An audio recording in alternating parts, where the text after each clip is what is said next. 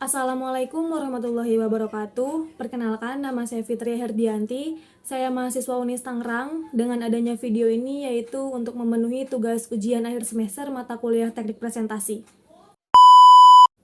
Oke teman-teman semuanya, yang sudah diketahui ketika kita melakukan presentasi, kita itu terkadang bisa langsung spontan atau kita mempersiapkan apa yang ingin kita sampaikan, apa yang ingin kita presentasikan. Nah, di sini saya akan membahas atau saya akan menjelaskan bagaimana atau tata cara apa saja yang kita lakukan untuk melakukan presentasi agar presentasi kita ini terlihat menarik dan juga efektif. Saya di sini memiliki 8 tips atau 8 tutorial atau 8 cara agar kita mempersiapkan atau kita membuat presentasi yang menarik dan juga efektif. Langsung saja kita ke tutorialnya.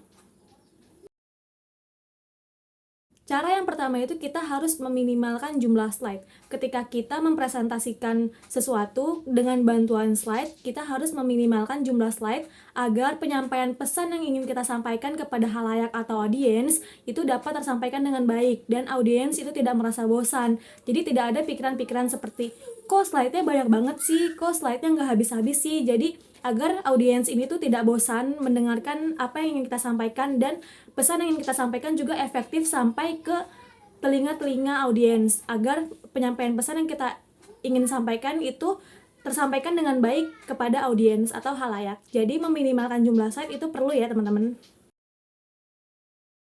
Cara yang kedua yaitu pilih font yang mudah untuk dibaca.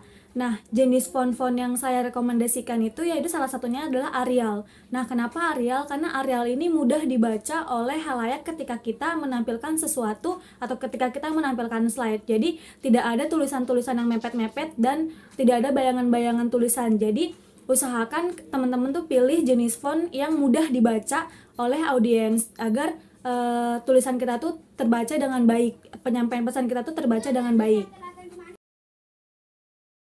Cara yang ketiga yaitu pilih ukuran font yang dapat dibaca oleh audiens dari kejauhan. Nah, tadi selain meminimalkan jumlah slide, terus kita juga ada memilih jenis font. Nah, di sini juga kita harus memilih ukuran font agar ukuran font ini terbaca dari kejauhan oleh audiens atau dari jarak kita dengan audiens, dari jarak pemateri dengan audiens. Nah, agar tidak ada tulisan-tulisan yang tidak terbaca, jadi tidak ada tulisan yang kebesaran, tidak ada tulisan juga yang kekecilan. Jadi diusahakan pilih-pilih ukuran font yang sekiranya dapat terbaca oleh audiens dari jarak tertentu.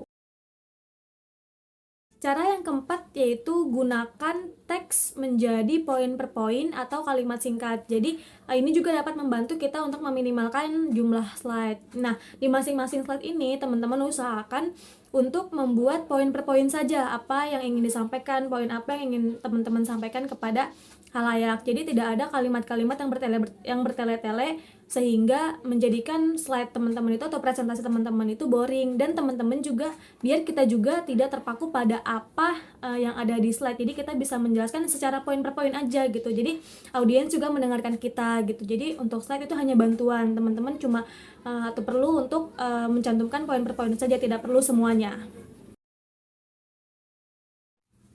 Cara yang kelima itu gunakan grafik untuk membantu menyampaikan pesan dalam presentasi kita. Nah, grafik ini dapat membantu kita dalam menyampaikan pesan-pesan tertentu yang ingin kita sampaikan kepada audiens. Namun jangan terlalu banyak juga menggunakan grafik karena takut membingungkan audiens juga. Jadi dalam beberapa atau hal-hal penting aja yang ingin kita sampaikan itu bisa menggunakan grafik untuk membantu kita juga menyampaikan pesan kepada audiens. Apa sih masuk dari grafik ini, pesan ini loh maksudnya yang ingin kita sampaikan. Cara yang keenam yaitu buat latar belakang slide tetap halus dan juga konsisten. Nah, cara ini juga membantu teman-teman audiens agar terlihat nyaman terhadap tampilan presentasi kita. Nah, ini juga membantu untuk tetap menjaga konsistensi kita terhadap presentasi kita, tidak ada latar belakang yang terlalu mencolok dan juga tidak mengganggu siapapun gitu, tidak mengganggu penglihatan siapapun terhadap presentasi kita. Yaitu tetap gunakan template yang konsisten, walaupun simple tapi bisa elegan, karena banyak juga kan sekarang template-template yang menarik gitu, yang tidak terlalu rame. Jadi untuk membantu presentasi teman-teman, harus teman-teman membuat latar belakang itu menjadi tetap halus dan juga konsisten, tidak ada warna yang saling berpadu padankan dengan mencolok banget gitu. Jadi tetap bagus dilihatnya, tetap menarik dilihatnya.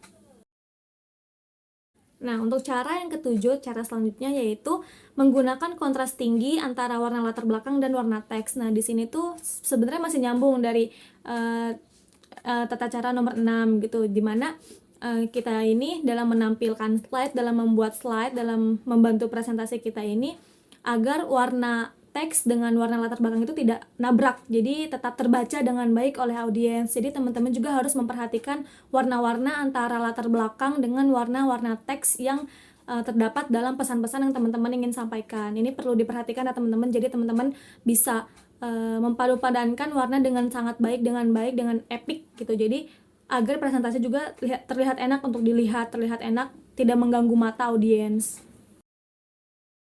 Oke teman-teman, cara yang terakhir atau cara yang ke-8 dari saya itu untuk periksa ejaan dan tata bahasa. Nah, ketika teman-teman telah melakukan presentasi secara langsung di depan hadapan para audiens, nah selain tadi kan di atas itu presentasi yang menarik kan. Nah, ketika kita melakukan presentasi juga harus dengan ejaan dan bahasa yang baik agar teman-teman audiens itu dapat menerima pesan kita dengan baik, tidak ada bahasa-bahasa yang ambigu, tidak ada bahasa-bahasa yang tidak mengenakan. Jadi itu perlu diperhatikan ketika kita melakukan presentasi. Itu perlu dipersiapkan juga ketika kita melakukan presentasi.